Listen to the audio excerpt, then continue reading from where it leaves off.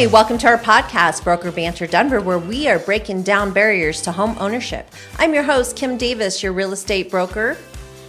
And I'm Patrick Williams, the mortgage guy. We're here to inform and educate about the real estate and home lending process.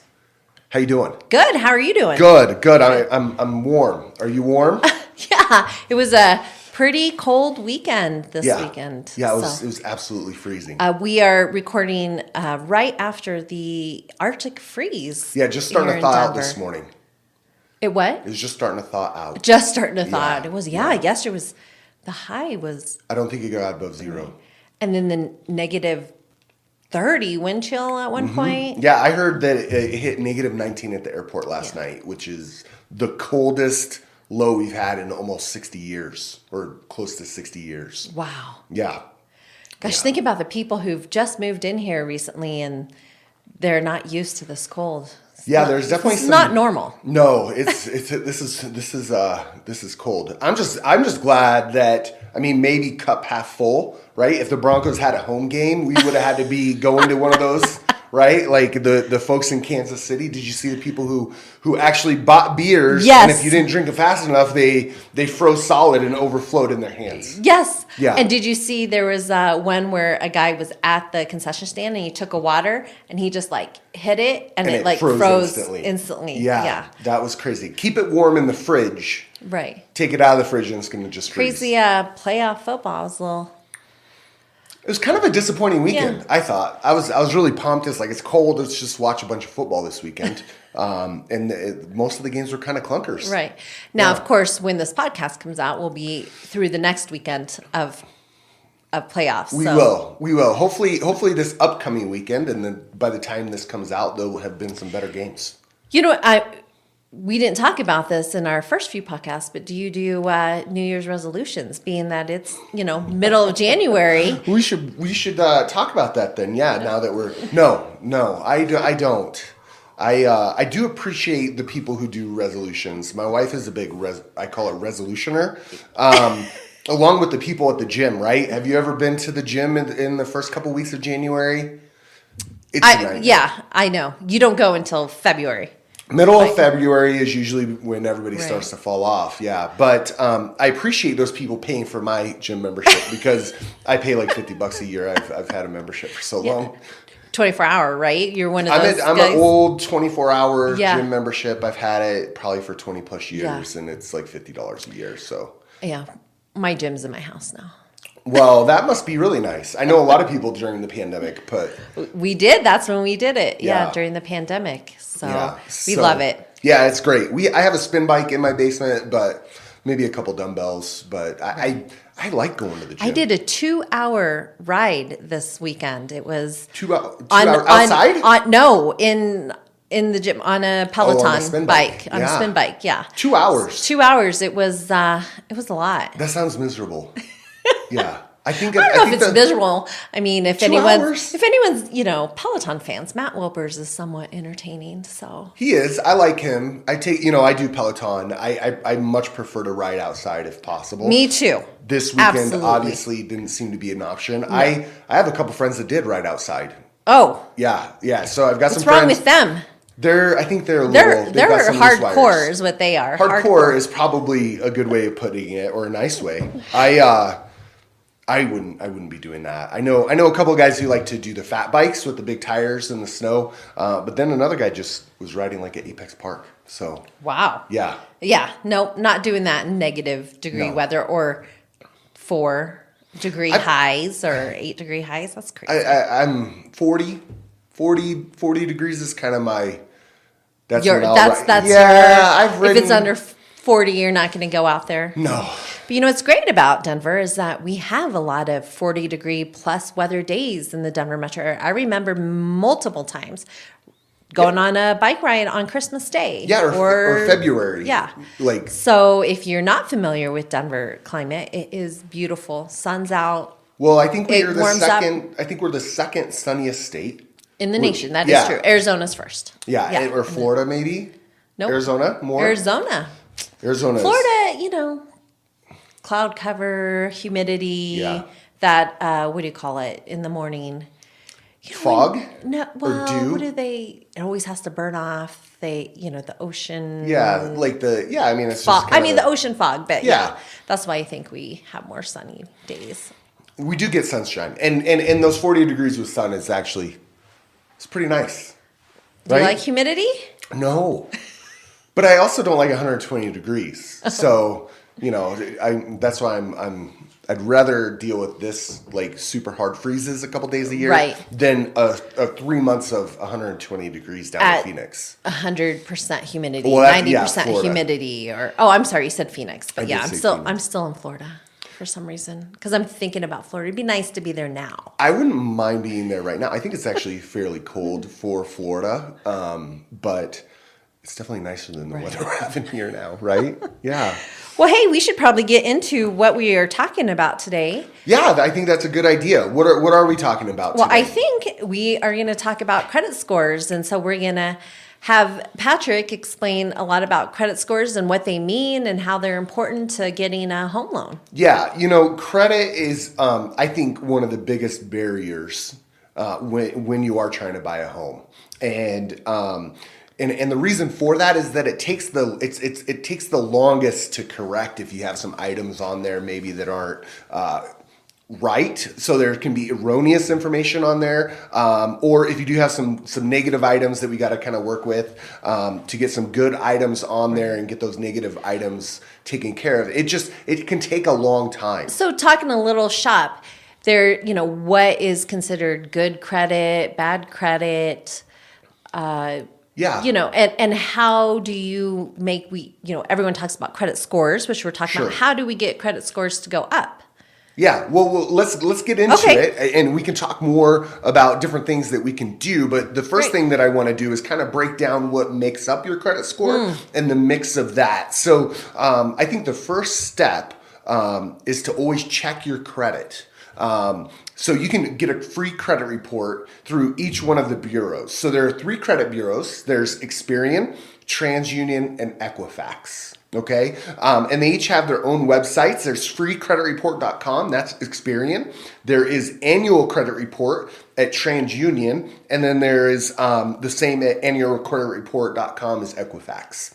Okay, so you can go and get a free credit report from each one of those bureaus. Make sure there isn't anything on there that doesn't look correct. So sometimes, for instance, you didn't make a payment or something on a Correct. credit card or missed a payment. Make sure there aren't any missed payments that you actually didn't like miss. a 30, or 60-day late, maybe a collection account.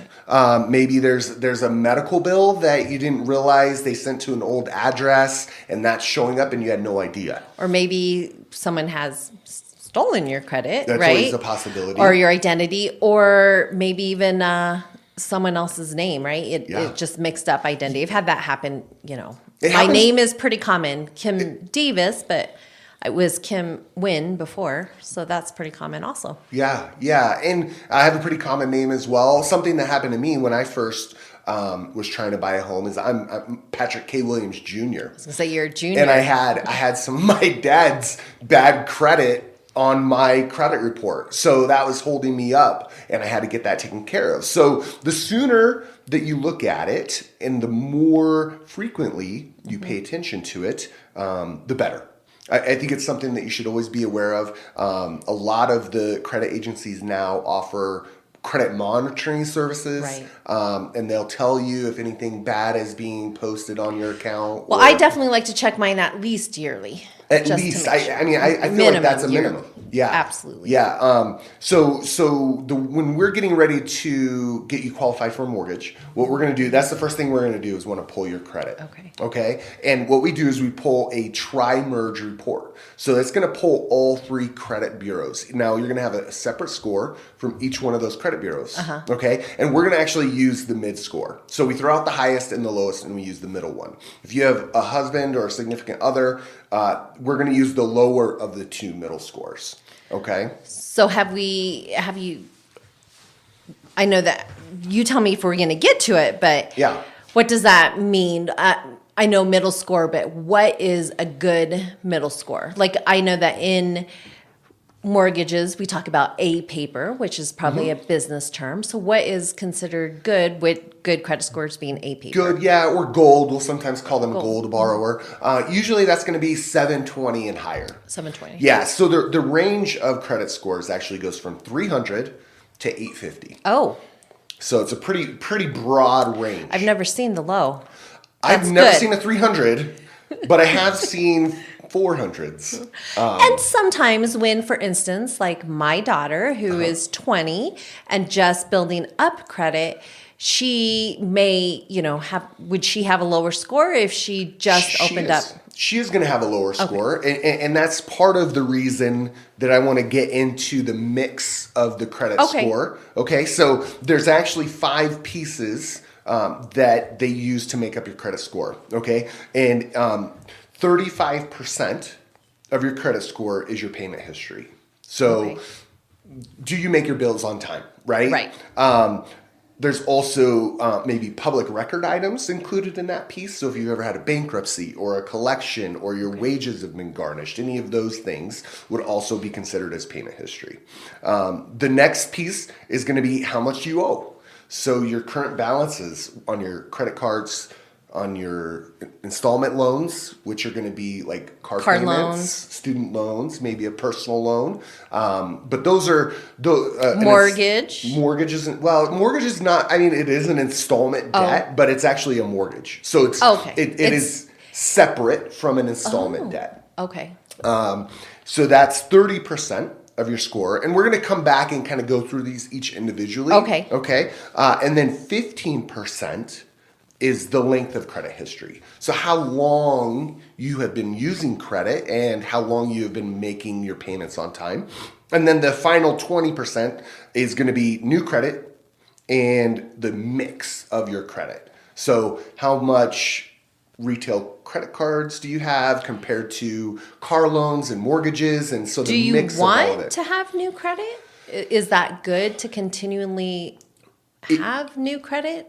It can be, but it can also be a little bit of a red flag and bring your credit down as well. So we'll talk more about that as we get into that category. But let's start with payment history, which is 35% of your score. Okay? So what we like to say is the best indicator of future behavior is past behavior, right? So what we're looking at is, do you pay your bills on time? Yes. Right? So that's going to be the easiest piece of that is continue to make your bills on time. Right. So I know a lot of creditors now allow you to do automatic payments. Yes. Right? So if you can automate things and make sure that your payments are going to be paid on time, I would suggest, you want to do that. I would suggest doing that. Now, don't depend on that solely because things go wrong.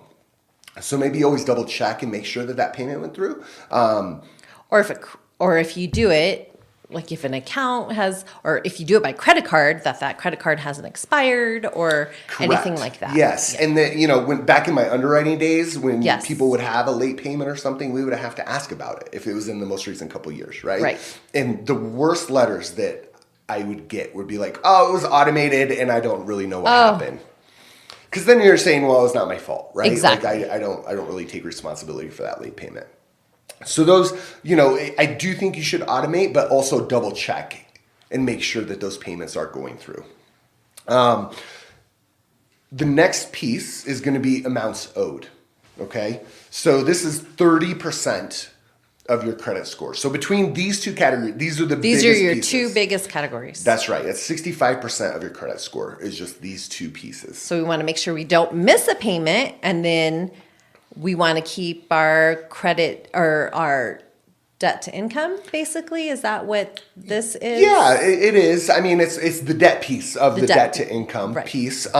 So what we look at is if you have a $5,000 limit on your card, how much are you utilizing of the total available credit that you have available credit, correct. Yes, exactly. So is it usually you want to be below 50% of yes, that's that the correct? number. Yes, good. Yes. So if you have a $5,000 limit on a card, I would suggest, first of all, always trying to pay off your debt monthly, right? Mm-hmm. Credit card rates are over 20%. We've seen that credit card balances have reached $1 trillion in the first time in history. Everybody That's is using crazy. these things. And it is crazy because it's the... You want to be careful about credit. You do. Is basically what you're saying. Like, you may be given a lot more credit than maybe you should take. Correct. And so you want to make sure that you are responsible with it, which is what we are teaching our children right now. I have a 17 and 20-year-old. We talk about it. And I know there are some places where they say, you know, you can try to go without a credit score. But I think really realistically, you need a credit score to help you, you know, get a house. Get a house, get a car. Get a car. I mean, so much is done on credit anymore. I think our parents' age, I don't know that my parents ever had a car loan. Correct. Like, they just bought cars with cash back then, Right. right? Now, the average price of a car is over $40,000, right? I mean, I just don't know anybody who's like, I've got $40K sitting in my bank. Right. Let's go buy a car. Right. So we're using credit much more today than we ever did. Yeah. Especially when we continue to talk about affordability in this Denver market, we want to, you know, it may be easier to get the credit home loan versus cash. Now, if you have cash, you should still call us. You know what? It's funny that, yes, please. I don't know that you'll need me, but please call Kim. I actually read something this morning. I always just kind of try to keep up on what's going on. 27% of homes in the Denver market are owned free and clear. Yes, that's great. Yeah. Well, and as you being a Colorado native and bought early, I mean, think about all the equity that has happened in the Denver market over the past few years. Yeah. I mean, COVID really pushed, I mean, we were getting huge increases in equity. Yeah, over 50%. And so, yes. And so jumps. people could do that buy down move and just pay cash. And Yeah. so I've worked with a lot of cash buyers over the last few years. So congratulations to everyone who can pay cash for a house. That's wonderful. It is. But I mean, you probably still need credit. It's still nice to have credit, even if you can pay, Well, you know. even I know some financial advisors that recommend you still maintain a mortgage, even if you have the funds to pay it in full, because you can write off mortgage interest, you know, and there's some other benefits to having a mortgage. Absolutely. But back to credit. Sorry, back to credit. I put us off on a rabbit trail there. So credit utilization. Right? So try not to go over 50% of that max. So if you have a $5,000 max, don't ever charge that card over $2,500. If you can't afford to pay it down on a monthly basis where you're not incurring those interest charges, just make sure you stay under that 50%. Now, the one key is that low credit utilization can actually have a more positive effect on your credit score than not using it at all. Okay. So when somebody comes to me and we're trying to work on getting their credit score up, what I'll do is I'll tell them, hey, take this card and put expenses that you're going to buy in it. Put your groceries on it. Put your gas on it. And pay it off. And that way you're utilizing that card and they're seeing... So I definitely think that would be a myth. You have a credit card. People don't want to get in a credit card debt. Correct. They decide not to use it. You are saying better to use it. Better to use it and pay it off. But to use it... So then if you have too much credit, that's an issue also. Correct. Kind of what you're saying. So you do want available credit. Right. Yeah. But you do want to utilize the cards because if they're just sitting there and you're not using them, that's not actually showing your ability to repay debts. Right? We use our cards for, like you said, groceries and bills. And because we want the free airline miles to go on vacations, to get away from the cold. There is a lot of people that like to play those points games, right? Yes. And there's a lot of different credit cards that can offer 5% back on this and, 2 or 3% back on which that. we are not we're not going to refer, or not refer, but tell them which, endorse any credit cards. Thank you. Endorse. Yeah. I think I've heard somebody say, I've never heard anybody get rich by using credit card points or something like that. Right? I think the key is that what you're saying you do is I'm doing it with expenses that I'm buying anyways, and I'm paying it off every month. Correct. Because if you're paying 20% interest on some debt accounts, you're not making any money with the points that you're getting. You're not. Right? Absolutely not. So just be smart about how you utilize credit, right? Or utilize your credit cards or how you use them, that you try to stay below 50%. Stay below 50% and use them. And use them. Yeah. Yep. Yeah. Okay. So that's 65%. Okay. The next category is length of credit history. Which is hard when you're 20 or 18 and just starting out. Yeah, it is. And this is 15% of the makeup of your score. So not as high as the two previous categories that we talked about, but still the three of these together, that's actually 80% of your score, right? So in general, having credit longer is positive for your FICO scores, but it's not required. So this is where we kind of get into that catch-22. We talk about your daughter a little bit, right? Like, how am I supposed to get credit if I don't have credit? Correct. Right? Because nobody wants to give me any credit if you have really no credit history is worse than bad credit history. Right. Which is when you're 18 and you get all these credit card, mailers and stuff, it's not really as easy. We tried to get her a couple of credit cards when she first started to kind of start her credit. And in the end, I did, add her to one of my credit cards. But is that the best move to do for, someone who's 18, 19, 20 years old? I don't think it's a bad move, but I think there are other moves that you could do that might actually work better for her. Doing a secured credit card is something that some banks will offer. You actually go in. We did see that. Yeah, so you go into the bank and you deposit $250 or $500, and then you get a credit card that has a max of $500. So it's secured against the asset that you've deposited into the bank. Okay, so that's one way, and that's kind of the way that a lot of people have to do it. Now, an easier way, I think, is because you are such a nice mom and you are really concerned about your daughter's credit and making sure that she's getting that established, I would go in and I would co-sign for her. So get something that is, she's the like prime. A car or... You could do a car or you could do a card. Oh. You could do a personal loan. Okay. $1,000 personal loan that she takes out and then repays as an installment. It's $100 payment each month. Okay. It's 10 months worth of payments or something like that. But co-signing, because then you're saying, look, if she doesn't make this payment, I'm going to make it. Right? Right. There's some risk for you associated with that, because if she doesn't make a payment, then now you have a negative mark on your credit. So I was just, as we are talking about it, let's say that we went in and got her $1,000 loan, and it's just it's an installment, but we pay that off quickly within 5 to 6 months. Does that help? It helps establish, I guess, her credit, but then it's closed after that. It does, but then that helps with that length of credit history, right? Okay. You have it starts credit history at least. It starts some credit history. Okay. Installment debts are good because that then helps with another category that we're going to talk about, which is the mix of the credit that you have. So, but those are a couple different ways to overcome that catch-22 of not having any credit history at all. Right. Yeah. Perfect. So then the next piece of the mix is the mix of credit that you have. So that's 10% of your credit score makeup. They're going to look at how many credit cards do you have? How many auto loans do you have? Do you have a mortgage? Do you have retail car loans retail cards? Like anytime you go into a store anymore, it's like, do you want to save 10% or whatever, right? Yes. I personally, my advice would be to just stay away from those. But I know everybody, if they have like a specific store that they love to go to, like I probably shouldn't endorse. Right. But everybody just has that card because you do get, coupons and things that come along with it. Exactly. But this is, so mix. 10% is mixed. So that's 10%. So we're at 90%.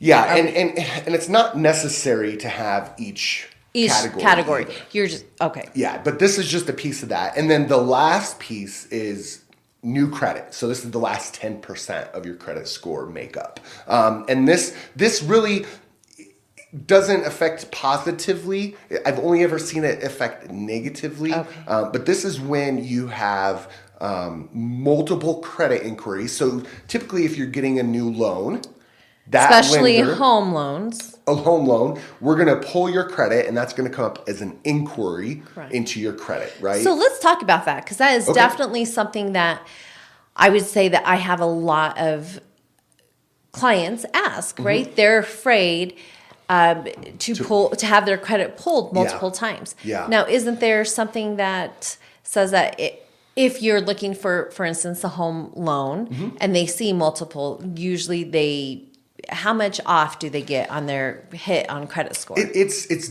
not very much of a hit. It's very minimal. So the only time I've really ever seen it affect somebody's score or maybe put up a red flag when the underwriter's looking at the file is when somebody has 30 inquiries on their credit. So I think most mortgage lenders would expect if you have 1, 2, maybe 3 different credit inquiries all within maybe a 60-day period. Well, I was looking for a home loan, right? So I went to this lender and I went to that lender. I was shopping rates. I was making sure I could get the best deal I could.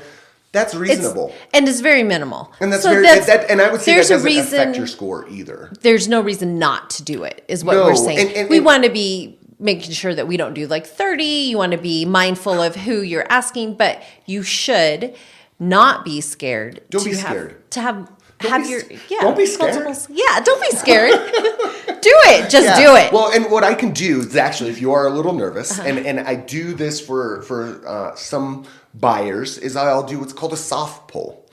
So I have the ability to go in and look at your credit without doing a hard credit pull, a hard credit inquiry. So soft pull won't even show up as an inquiry. Okay. So we can take a look at things and make sure there's no erroneous information. Yeah, get you on the right track, or maybe you're good and start the process from there. Yeah. Perfect. Yeah. So that, I think information is always key. Information is key.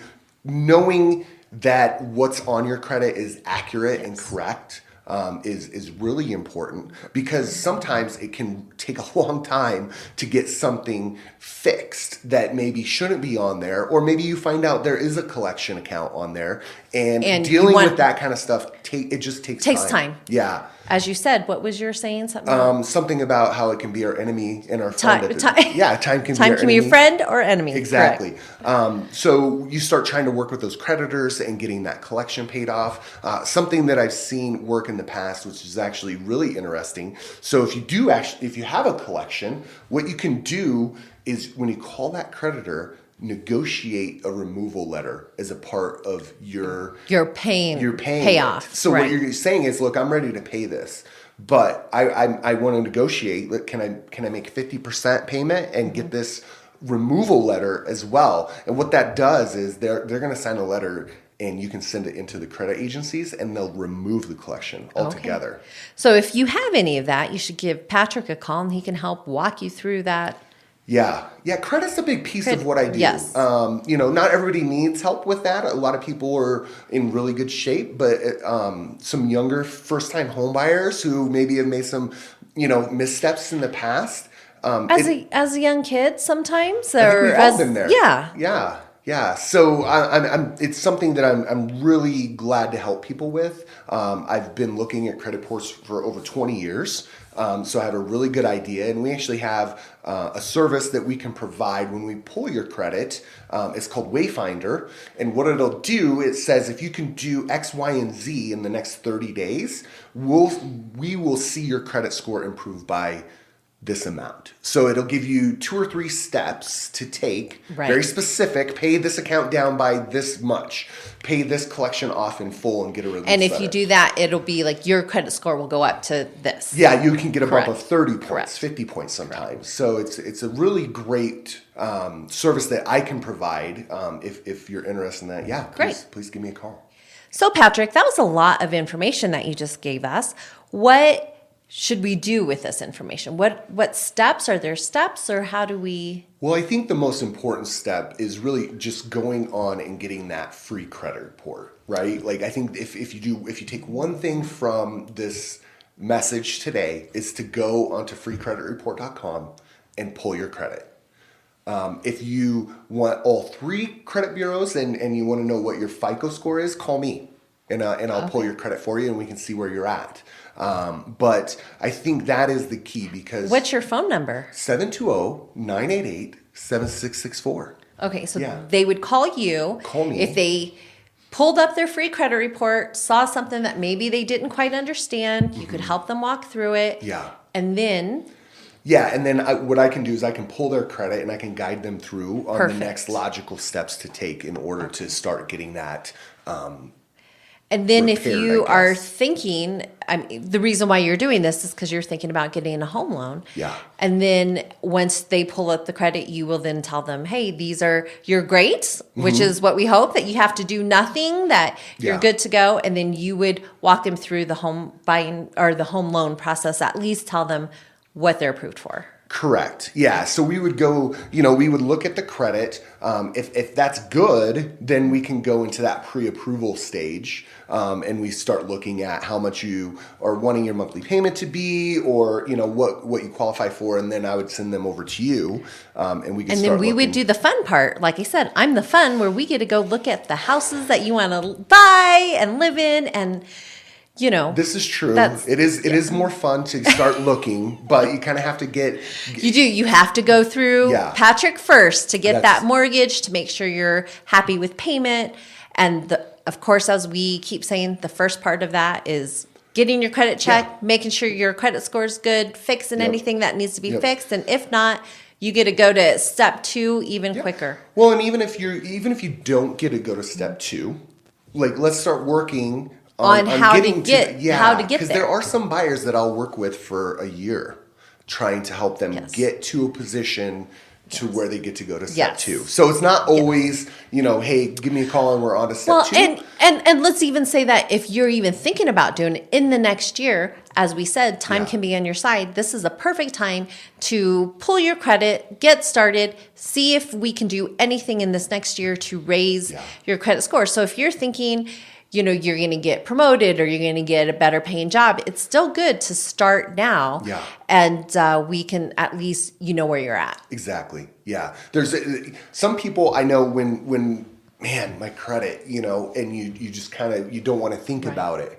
Yes. That's- Don't do that. Don't do that. That's the Don't worst do thing that. you can Yes. do. So yeah, let me take a look at it if you want. I'd be glad to do that. If you don't want me to look at it, at least go pull it yourself and make sure there's nothing on there that shouldn't be. Well, wow, that was a lot of great information, Patrick. Thanks. Yeah. For, teaching us about FICO scores and credit. I actually learned some stuff today. Good. It was great. Yeah. Well, thank you. Hopefully we, have a little more to talk about next time. Maybe something a little more fun than credit scores. I know it might not be the most exciting information, it's important. but yeah. Yeah. Well, okay. Well, hey, guys, thanks again for tuning in to Broker Banner Denver. We hope to see you next week. Yeah, and if you find any information valuable, somebody that can benefit from this, please share it. Add Subscribe. comments, subscribe, rate it, give us a 5-star rating. The more of those that we get, the higher we'll get up on that, and hopefully more people can benefit. We are on YouTube at Broker Banter Denver, so make sure you look us up and subscribe. All right, thanks. Thanks.